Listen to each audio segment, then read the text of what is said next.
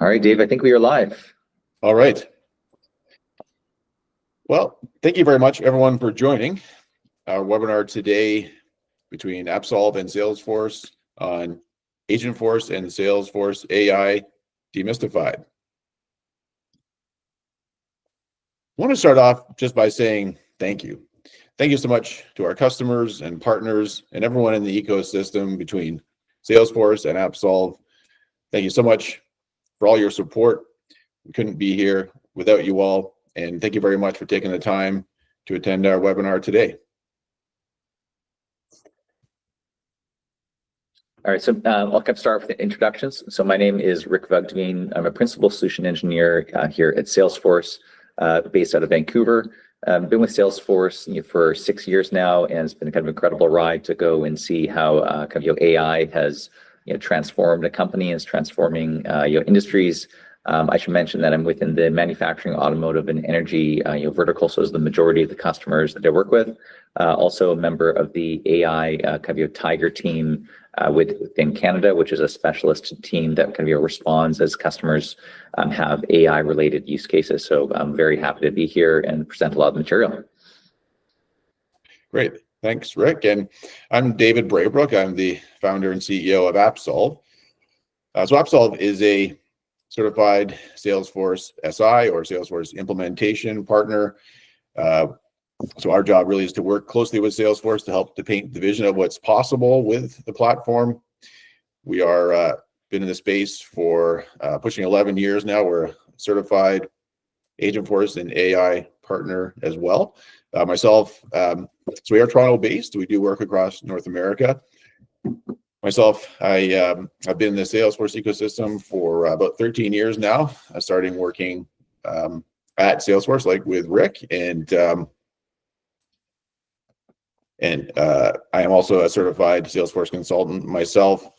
And we do work a lot of similar industries, like with Rick, a lot of manufacturing, energy, and the automotive space, a lot of service companies overall, field service. And we're really starting to see the impact of Agentforce and AI with our customers, and really happy to talk more about that today. And so our agenda today, so we'd like to go through an introduction and description. So Agentforce is obviously very new, so looking to introduce it, as well as go into more detail and talk about its specific modules and use cases, and provide a lot more detail about it. We'll also go through top Agentforce and AI questions, questions of modules versus others, where specifically a lot of questions we're seeing out there.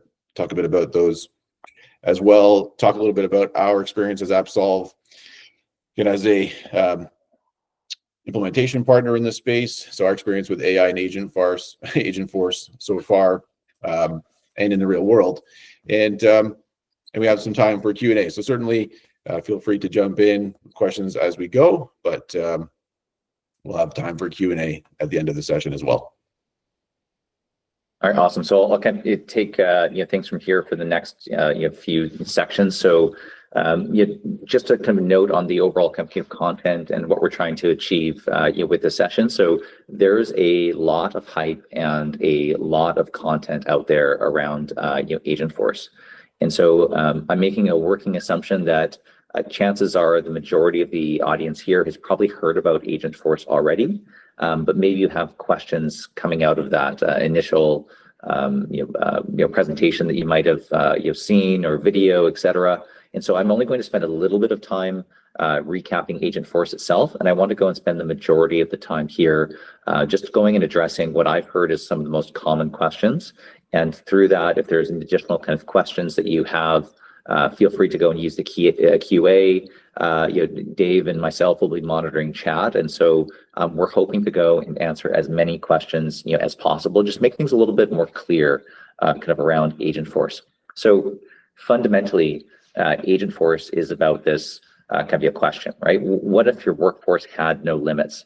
So this idea of digital labor is very new. So when we've been talking about kind of computing up until now, or even AI up until now, it's always been to go and assist humans and their productivity. But where we're at now with kind of generative AI and Agentforce specifically is to the point where we can go and have AI actually complete tasks that would previously be done end to end by a human.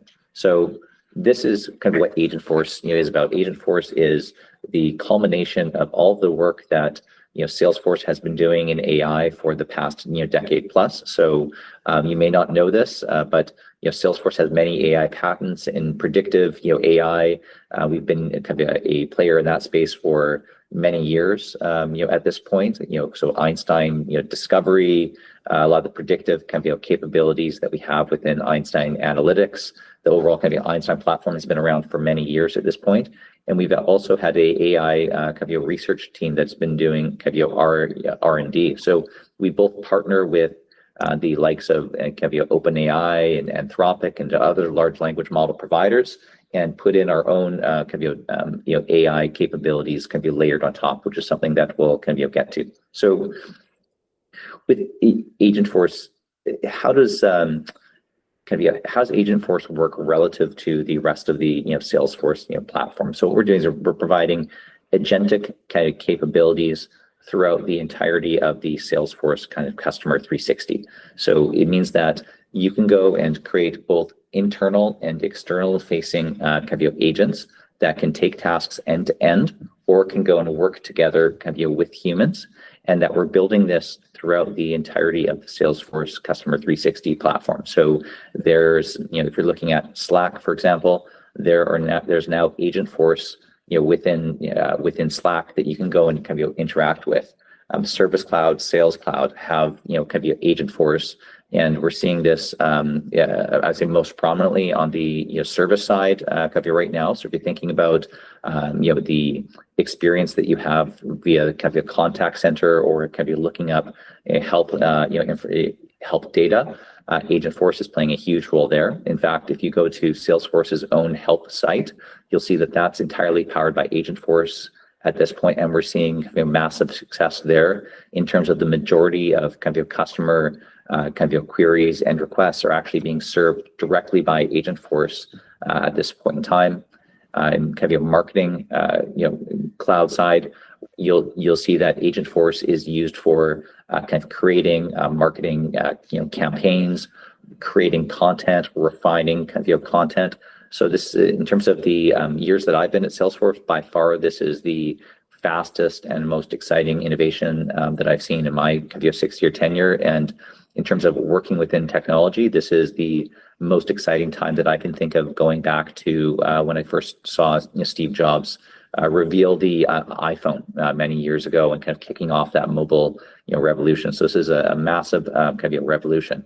So how does Agentforce kind of actually work? This is kind of a great kind of question. So I'm not sure if many of those on the line here may have already seen some demonstrations of the kind of Agentforce Agent Studio in the Builder, but let me kind of break this down for you. When you're creating an agent, you typically will go and create that agent with a particular purpose in mind. So for example, this agent might be a support agent at a utility, and maybe I'll use some examples from energy and utilities, because I do work with a lot of utilities. And so if you think about a traditional human agent that might be working within the call center at a utility, they have different kind of topic spaces that they kind of work within, right? So on the screen here for the for example topics, we have kind of order management, repairs, and general FAQ. But maybe imagine within a utility, they might have topics such as dealing with billing issues, or a topic around kind of energy savings. Within each topic, you provide kind of instructions. So instructions are, think about them as standard operating procedures, that when you're dealing with a specific topic, here are the rules that you need to go and follow, right? So in the example of order management, we have instructions such as always offer to look up the order status using either order number or email, always look at the return status before getting a return label, kind of so on and so forth. So you can have kind of a long list of kind of instructions, and then the actions are what are the particular tasks that this agent can go and do within this kind of given topic space. So for order management, it could be looking up the order status or generating that kind of return label. And what Agentforce will actually do is based off of the overall context of the session with the user, and this could be today this is primarily via chat channels, but in the future this is actually being expanded out to voice channels as well. But based on the context of what the customer has said, everything we know about the customer from the customer 360, based on that, the agent will actually go and reason to go and select the topic space to work within. And that is just done based off of the description of the topic itself. And then the kind of instructions will be followed and will kind of align to the specific actions that are available. One of the things we're hearing very strongly from every organization that we work with is that there needs to be proper guardrails kind of around AI. So I'm assuming that most, if not all, of the folks on this call have likely played with kind of ChatGPT and kind of similar services, and that ChatGPT can go in any which direction that you like, which is kind of great within a personal context. But as a business, you need to go and make sure that you have those kind of guardrails and that you're only letting the AI agent deal with things that you want it to go and deal with. So an example of this might be anytime that there's an issue that might be related to issuing a refund. Maybe you don't want to go and have the agent be able to go and do that at all, right? So with Agentforce, you actually go and effectively blacklist tasks until you specifically build the topics and actions related to those tasks and give the instructions, which provides that kind of safety, and there's kind of safety controls built in as well. And so I'll kind of break this down just kind of a little bit further, kind of using an actual kind of conversation. So imagine this is now a conversation that you're having with kind of Agentforce agent. You'll see that the customer here is asking what is the status of my order, and so this agent has 3 different topics available. So there's order management, FAQ, and pipeline management. No surprise, the agent will select kind of order management as the topic based off of the kind of the inputs, and then that order management topic has these kind of instructions that are associated with that will further guide the agent around the specific actions. Now, for the execution of those actions, this is where it gets really interesting. So if you're already building within Salesforce or you're familiar with the Salesforce platform, you may know about parts of the platform such as flow or kind of coding using Apex, or integrations using kind of MuleSoft and the data that's provided there. What's extremely exciting about Agentforce is that it actually reuses all of the kind of code and the flows that you have already today. And the in action within Agentforce, you can think of it as a wrapper around around the overall Salesforce platform. So you can have an action that is a flow. You can go and have a action that is kind of custom Apex code. So there's a possibility for a lot of reuse of around what you've already built within the platform. And then we have prompts. So if you're familiar with Salesforce's AI kind of work, kind of specifically generative AI work over the past year, you may be familiar with Prompt Builder. So Prompt Builder, what that allows you to go and do is build reusable prompt templates that will take your kind of business kind of data for a particular purpose, go and take that data, pass it off to a LLM of your choosing, and then kind of generate a response. So it's very typically with Agentforce, what we would do is reuse or create new kind of prompt templates for specific tasks. So you can go very easily use those prompt templates to respond to a user and kind of perform that action. And then you'll see that we have the outcome, right? So in this scenario for kind of order management, the agent was able to recognize that the lookup order action is the correct action for that, and that's actually using the reasoning engine that's built into Agentforce. The reasoning engine looks at the description of kind of all of those actions as well as the instruction set, and can reason to select what is kind of desirable and allowed for that particular kind of question. So hopefully this is breaking down in a little bit more detail exactly kind of how the agents themselves work. So kind of getting into many of the common questions that I get all the time when I'm talking about Agentforce. First is, what's the difference between Agentforce and a Copilot? And you may be even thinking back that, oh, didn't Salesforce also have a Copilot more recently? It's kind of a great kind of question. So think of agents and Agentforce as the kind of next evolution, right? So yeah, we started out with Einstein bots and chat bots that were just fixed rules, repetitive tasks, and then more recently, Microsoft was I would say the most prominent to go and roll out kind of copilots. Copilots are kind of great for giving specific kind of requests to that copilot and having it do something for you, like drafting an email based off of kind of what it knows, or making kind of edits to a document.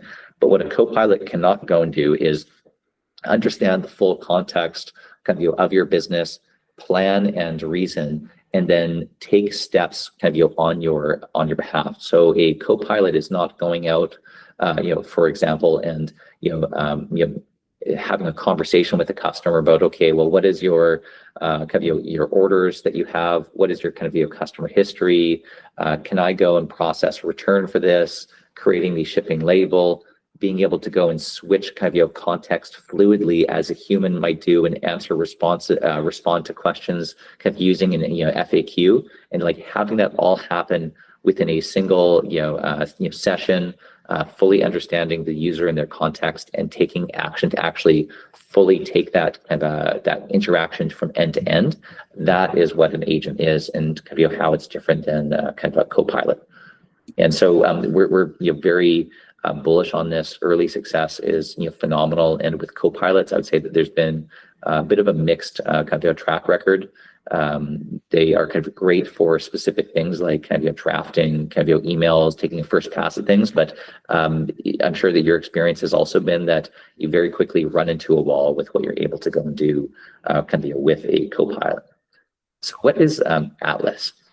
So if you've heard of Salesforce, talking about kind of Atlas or kind of Agentforce 2.0 and you've been confused, I don't blame you. So what Atlas is a kind of reasoning engine. It's really the heart of kind of Agentforce. So for a large language model like ChatGPT, kind of how it works is by going and taking a large body of kind of data. So like say the internet, kind of Reddit, kind of all of that, all those kind of Wikipedia, all those sources of knowledge, and it was very much based off of kind of text and specific patterns. So it's very good at kind of generating kind of content for you, and has limited kind of reasoning kind of capabilities. So what Salesforce we've actually done is created a reasoning engine, and this has been a kind of ongoing project, even predating kind of a lot of the work that you might have seen in the past kind of a year. And what the Atlas reasoning engine is able to go and do is create a plan, right? A plan with some very specific instruction sets, and can iterate over that kind of constantly to select the correct actions that should be taken, and then based off of the outcome of those actions, creating a feedback loop.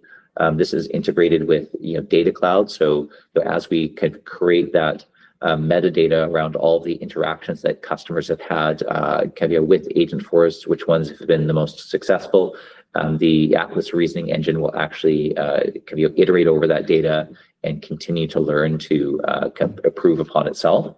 So it works quite differently than how a ChatGPT may work, but it's complementary in the sense that we're still using those large language model providers to generate content, or we need to have a response to a user. So the actual text response that the agent might generate based off of your knowledge, assuming that knowledge response is the selected action, will be actually generated by the large language model provider, but it is Atlas that will go and reason through your business logic and all the available actions to select what is most relevant.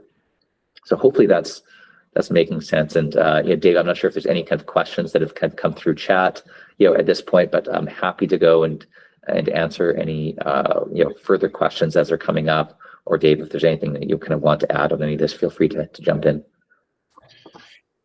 Yeah, well, it's really interesting.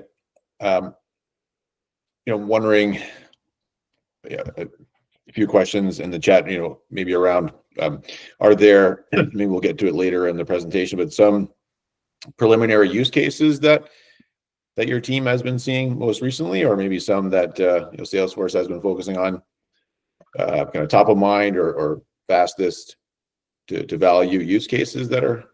Yeah, so it's a good question. On that, I'm actually going to circle back to it in a little bit in terms of like some specific use cases. But maybe what I'll do is just kind of going back to one of the first slides on Agentforce itself. Let's see. So if we're looking at the slide here, you'll see some just example use cases of what we're seeing, where it could be anything from health agents for health and life sciences companies. I touched on support agent a few times. The marketing agent can be use cases. Sales, finance. We actually have an SDR, like a sales development rep, can be an agent that we've launched over the past month. So an agent can really be anything that you want it to be. And just using utilities in a little bit, I'll kind of get into an example for that specific vertical, kind of around what that agent might be. One of the things I'm even thinking about right now, I'm on a task force about is, with the potential of upcoming tariffs from the U.S. administration, how is that going to go and impact customers? And can we have an agent that can respond to customer questions around the impact of tariffs on their specific order or on their account, right? So that's a use case that we wouldn't have even dreamt about maybe a month ago.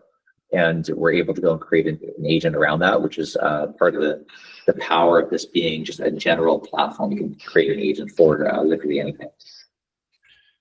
Yeah, and it's a few that we have seen, and we'll be talking about a little bit more later in the presentation too. But really, from this slide, where you were just on kind of that half wheel slide where got those specific agents. We've seen a lot of that around sales and marketing, the sales agents, marketing agents so far, product agents, what we've been seeing as well. So really connecting, sales and marketing, of course, and product being so important across both of those, but, augmenting efforts that the sales and marketing team are doing, and with those guardrails in place, being able to handle tasks and questions that can really help augment the team.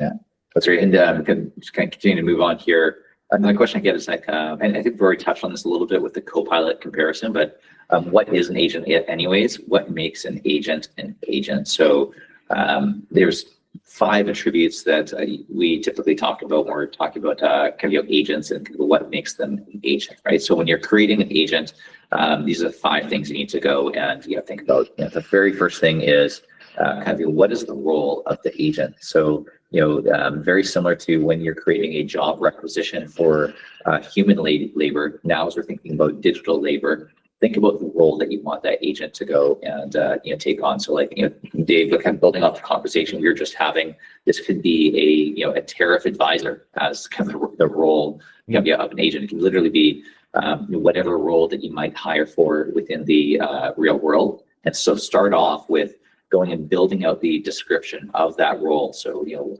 what should you take into account? What are your operating procedures? What is the purpose? And then think through what is the data that someone in that position needs to have access to perform their job as an agent. So this, of course, would include your CRM data. So selecting the data that is kind of relevant. So like what objects should this agent have access to? Is there data the agent should not have access to, right? So you kind of expose only what you'd like. An agent actually behind the scenes works as a user. So there's that. Data Cloud is playing a huge role here. So with Data Cloud, you can open up access to any data within your organization as well as external data. So one of the things I work with a lot of utilities, and this could be external data such as weather. so that when someone is kind of having a conversation with an agent, and weather might have a play if it's say minus 30 in Alberta, right, or or wherever else, that data can be taken into account with the agent. I would say start with the data that you have and then think about how you can iterate over this. As agents is something where it's a little bit different than typical software development, where you really need to go and have interaction and some experimentation with the agent to see if it's successful. So we are pushing customers strongly to start small but start quickly with a pilot, so that you can go and kind of gain that real world experience and have that interaction and training loop started with an agent, rather than trying to go and architect everything from the very beginning. Exact same principle applies to data. Actions are the specific capabilities that an agent should have. So this is where we're talking about the prompt templates, flows, Apex kind of actions, updating kind of fields and records. Like all of those are considered actions. So build out the library of actions that are specific to the agent's role. The guardrails are extremely important. Of what should the agent not be able to go and do, right? So you provide kind of guidance around the language and tone that should be used, what to go and do in specific kind of circumstances, when to pass off to a human. The example again of refund, perhaps anything with sensitive data, like all of that. Provide the guardrails around the agent, and then the final is the channel. So where does the agent do the work? So agents can both be internal to your organization as well as external. So a internal agent can go and take action in a way that a kind of a co-pilot cannot, but may actually be surfaced in ways that are similar to Copilot. So within the Salesforce user interface, you can take that agent and actually have it be kind of multimodal in terms of the channels that it's available. So you might take that, build out that agent and say, what, this is going to be available within our Salesforce experience, but we're also going to go and embed it within Slack. Einstein kind of bots and kind of Experience Cloud can embed, and then we're kind of working to go and expand those channels. So we've actually made an acquisition around a kind of AI voice provider. So think about Service Cloud Voice and the telephony channel. Those will kind of be a future channel in the kind of the near future. So that's kind of the 5 attributes of kind of what makes kind of an agent an agent. Getting back to use cases. So what are some of the use cases that we're seeing? So this is kind of all over the board, but to go back to my favorite vertical, the energy and utilities. This is just a snapshot of some of the energy and utilities AI actions. So this is taken from our energy and utilities cloud. So for the Salesforce industry clouds, this is a very exciting time because we're able to go and build off of that foundation that's already in place for the industry clouds, and pre-build agents for particular use cases and build up these tasks. So for a utility, you can see that billing and energy usage may be a topic, right? And then within that topic, it could be summary of billing disputes, history insights, information about your the rates or tariffs that you're on. What is your home energy usage? There would be kind of counted customer service use cases. So that could just be looking at your interaction summary, and your kind of case history. Can be clean energy advisor. So this one I've actually kind of been working with the product development team on to kind of personally, which would be like looking at what we know about your energy usage, the type of home that you have, the age of the home, past upgrades, etc. And based off of that data, we can actually go and reason to recommend rebate programs and energy savings programs that are most relevant to you. And then we have field service use cases. So, this is just like a snapshot for one particular kind of some vertical, what we can go and do. But yeah, the use cases are very plentiful. And we actually at Salesforce, if you kind of Google it or follow up afterwards, there's an entire library that we have of industry use cases that we've been finding. So you can go and look up specific kind of topic areas or industry that you're in, and then see some of the examples and even demonstration videos of what's possible with Agentforce and some of those use cases. So Dave, I'm not sure if there's anything else you want to kind of add on for this one.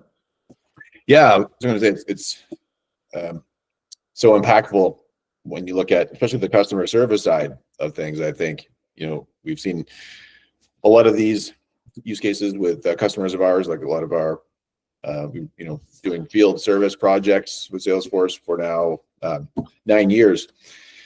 But so much on customer service, I think it's like a personal, experience is that, I think like on the insurance side of things, something that is, as quite important as your home and auto insurance. I think feel like, less than a year ago, I would have felt like it would be impossible to do something so important with, a chat agent. And now, it's completely comfortable now. But, of course, if that is not a strong experience, then you're going to be losing your customers. So that's so impactful here on the customer service side. And and keep in mind too that agent, it doesn't need to be kind of one or the other around. This is just completely agent experience or human experience. So you could have something like for home insurance or life insurance, even taking a look at the customer and what their needs are, and saying, based off of your situation, here's exactly the options I want to go and put in front of you. Here's the pros and cons for that, and the agent can go and do that, but then ultimately pass off at the last mile to a human to go and have that personal kind of connection and just kind of reassurance for the customer before they sign off. But taking it far further than you'd be able to go and do in the past with that type of actual interaction with the customer, where customer can go back and say, well, actually, my situation is slightly different than what's presented here. How does this go and impact? And the agent can go and reason through that and actually respond.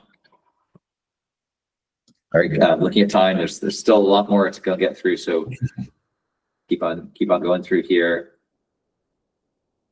All right, so how does Prompt Builder relate to Agentforce? So for those who are familiar with kind of your Prompt Builder, hopefully this will make sense. I know there's a lot going on in this slides. This is just kind of breaking down some of the architecture behind Agentforce. So first, kind of starting with the data layer. So any of the data that's exposed to Salesforce can be used. So it could be data cloud, kind of your records from Salesforce, the context and scope, or even building out flows to go and grab related records based off of the kind of context.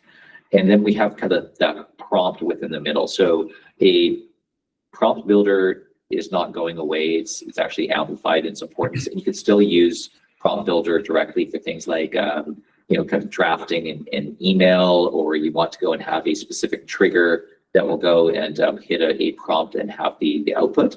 But what Agentforce allows you to do now is have kind of a new way to surface those prompts. So now you have like an assistive kind of agent at the top, being one of the experience layers, and that prompt kind of a template gets wrapped as an Agentforce action. But it can still be used in all the places like before, like the within a flow you can call a prompt template, from a field for summarization, from an email. All of that still kind of works. And so when you're architecting for Agentforce in mind, my strong kind of recommendation is to think about the specific actions an agent might have, and then think about where else you might be able to use that within your kind of your user interface, and having both options available to the user. Also thinking through, what have I built out already within my org that I want to go and have exposed to the agent? So rather than building out monoliths, think about the specific like actions, what each action will be, and all of the scenarios where you'd want to go and and kind of use that. So architecting for reuse. All right, so this is a fun one, and I feel some of your pain. So Salesforce confuses me by renaming products. Why does this happen? Are these just renamings or something more?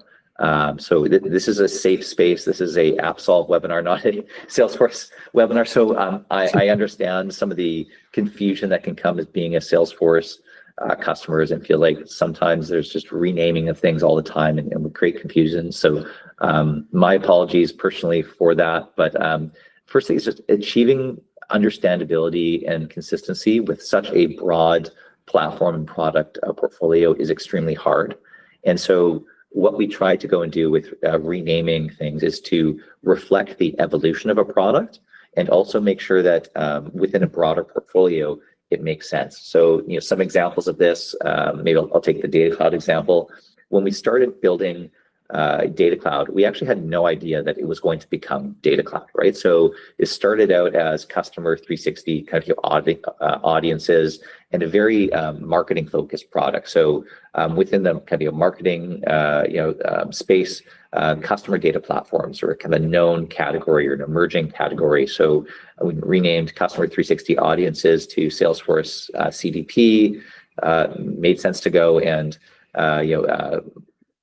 show that that's part of the Marketing Cloud platform. So you can see it moved from Salesforce CDP to Marketing Cloud CDP. I would say if there's kind of one misstep here, it would be around the Salesforce Genie kind of renaming. I think that honestly just created more confusion. And so we took a step back saying, you know what, from the evolution of what is now Data Cloud from 2020 to 2023 is a drastically different kind of platform. It's no longer just about marketing data. This is about your enterprise's data. It's used across the entirety of the Salesforce platform. It's now used for kind of AI. Data Cloud is a much clearer name for that type of product. So that kind of changed the name, but it's reflecting the evolution of the product itself. So my apologies for sometimes the naming might be overzealous, but there's kind of good reasons to go and keep that consistency. And this some of the behind the scenes data that we normally don't ever share, but it kind of goes through to show that there's actually a lot of thought that gets put into this, right? And so just to reduce any kind of confusion, around kind of what is what. So the agentic layer of Salesforce is kind of Agentforce, right? And then the platform itself, just we've reverted to the very simple kind of Einstein platform, and anything related to just kind of AI more broadly, we refer to as Einstein. But architecturally, Einstein can be different, work differently, or be architected differently in different areas of the platform. So this hopefully is kind of giving you just kind of a behind the scenes kind of view of the fact that we are trying to go and keep this as consistent and easy to understand kind of as possible. Dave, how are we doing on time? Because there's a few more questions here, but I know I probably want to get into some of the wrap up. But yeah, I think we're okay.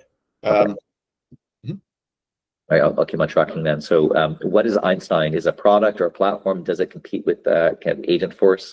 So this is kind of from that same kind of data source. So Einstein refers to Salesforce's AI technology. So this can be things such as the Einstein Trust Layer, the large language model kind of gateway, all the predictive kind of AI kind of products, as well as prompt builder. So you'll see it's more of like a catch-all brand for any AI powered feature, and the architecture of that can be different depending on what part of the kind of AI stack that we're talking about. Does Agentforce require Data Cloud? So this is something I'm getting quite a lot. So strictly speaking, Agentforce does not fully require Data Cloud. Practically speaking, I would recommend that in nearly all use cases that a customer has Data Cloud. Salesforce Foundations, I actually don't think I have a slide or call it Salesforce Foundations here, but search for Salesforce Foundations. Salesforce Foundations is available for free to every customer. And what it will do is it will enable a baseline level of usage of Data Cloud, as well as a lot of other Salesforce clouds, to give you a strong baseline as a starting point. And that just kind of eliminates some of this kind of question around, do I have Data Cloud or not? You will have it via Salesforce Foundations.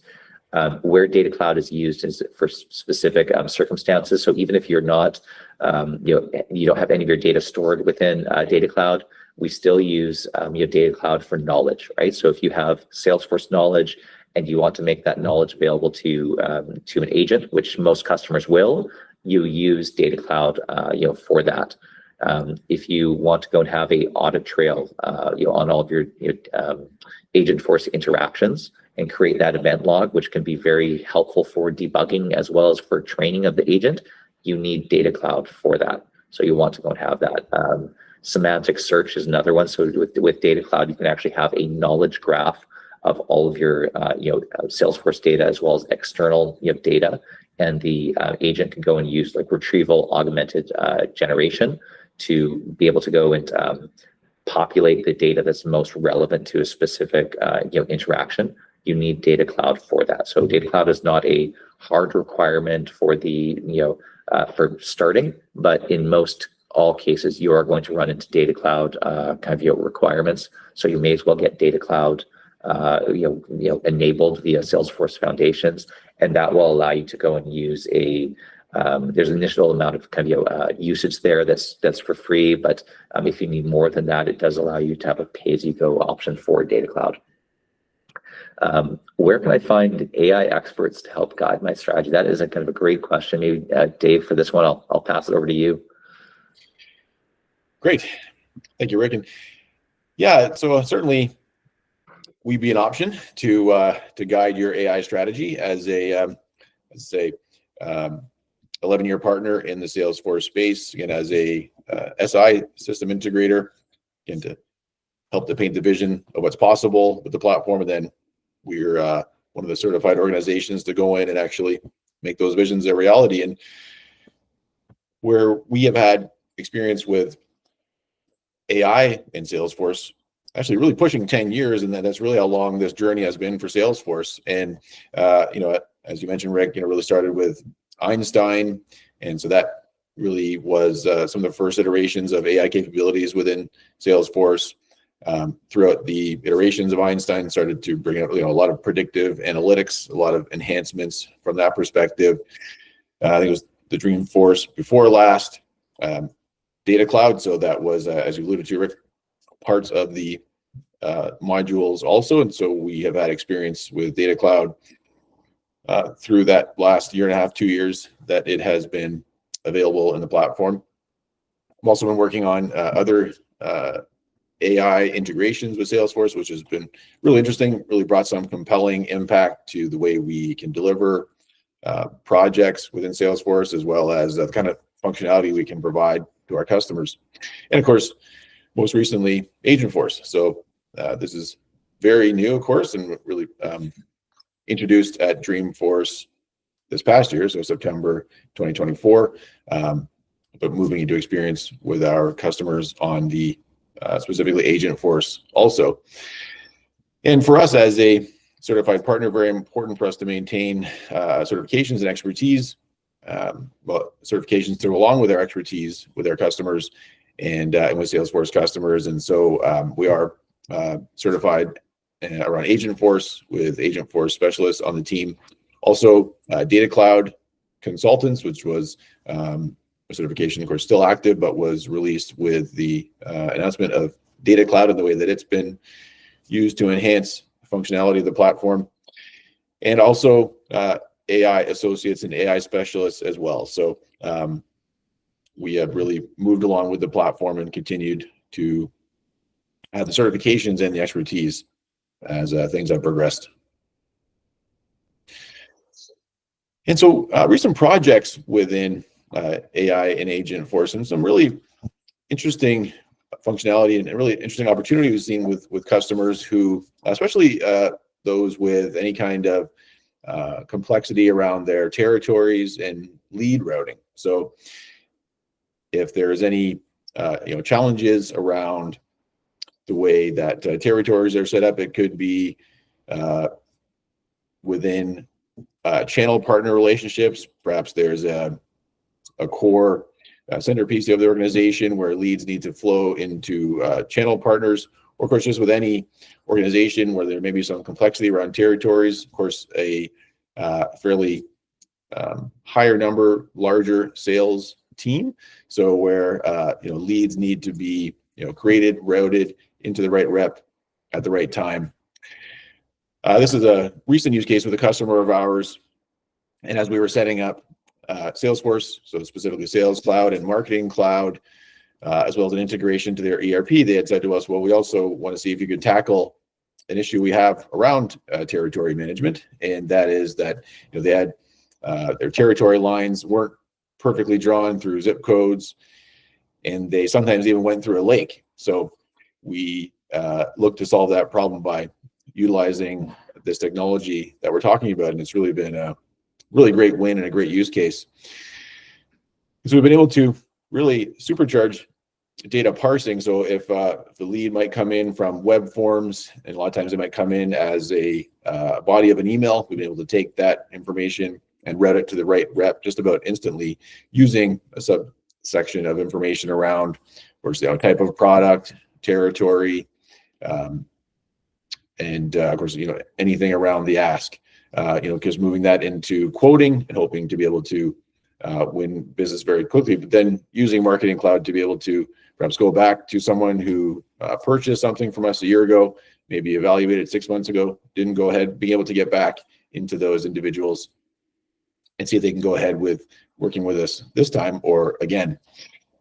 And some interesting functionality we've created around SMS localization. So being able to engage with customers and prospects using SMS, a huge amount of information that's available there, whether it's, that's where some of the Agentforce activity has come, whether it's, picking up the slack where maybe a sales cycle has dropped, maybe trying to get back in touch with someone who has purchased before, as I said.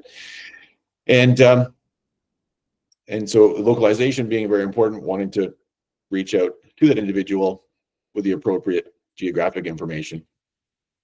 And we talked about a bit earlier, a lot of what we've seen recently, this sales agent, marketing agent. So being able to augment the team, any of these areas where salespeople, marketing members of the team can use that additional help to make sure that they're delivering everything they need to their prospects and customers throughout the life cycle.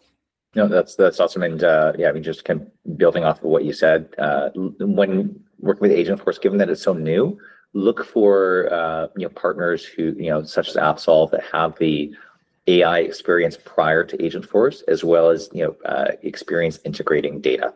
Those are some of the big things in terms of where to go next. On the Salesforce side, maybe I'll just kind of go first here, is that we are happy to go and support all customers. Reach out to your kind of account executive.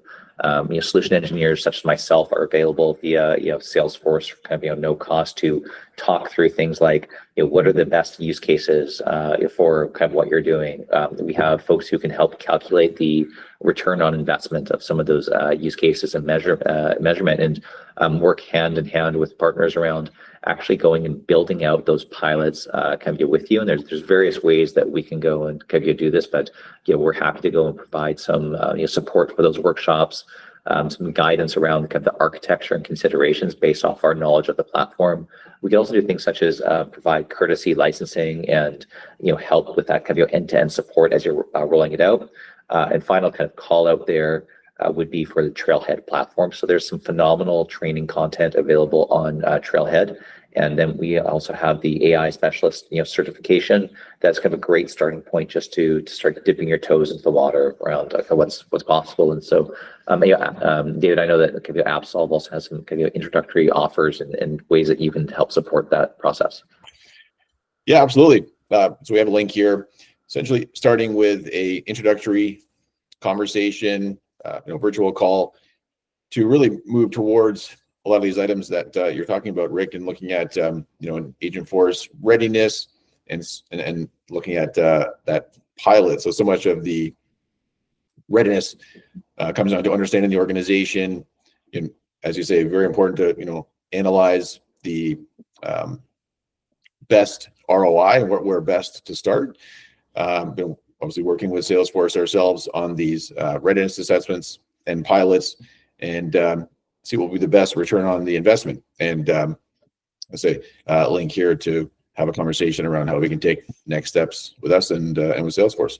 Yeah, and it's just like very briefly, what this might actually look like. So these the kind of initial pilots, that we're kind of recommending in most cases, they can have different lengths based off kind of complexity, but it's just kind of an example using a kind of 90-day kind of process.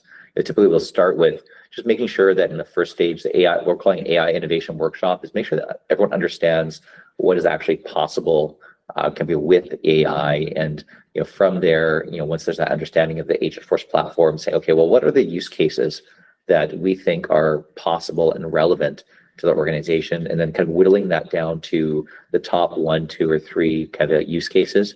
And then we'll go and have a process that's going to be where, like, AppSolve, I think, more heavily could be involved, is like going and building out the actual kind of initial agent for that, and kind of walking you through taking that that agent live to usually a limited audience to go and start gathering some of that initial kind of ROI data, as well as getting that end user feedback and seeing what the usage patterns are, because there's always going to be things that maybe you don't expect, right? But that's where you can go and iterate on improving that agent and kind of allowing it to learn.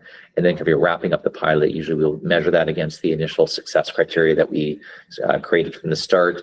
And then have the opportunity to have more of an executive kind of feedback saying, okay, well, we rolled this out to 10 or 20% of customers. Here's the ROI that we're saying. Maybe for support, it's like they are case volumes have kind of dropped off by 30%, or could be or more for that matter in that scenario. And here's what it would look like if we actually rolled this out to 100% of our customers, or expanded the use case into other areas. So that's just kind of a typical framework. And if there's interest, we're happy to go and walk through this with you and kind of customize to taste based off of your organization's priorities and scenario. Dave, I do think we are 5 or so minutes over. Is that right? No, actually. Okay, we have some time. Okay. Yeah. All right.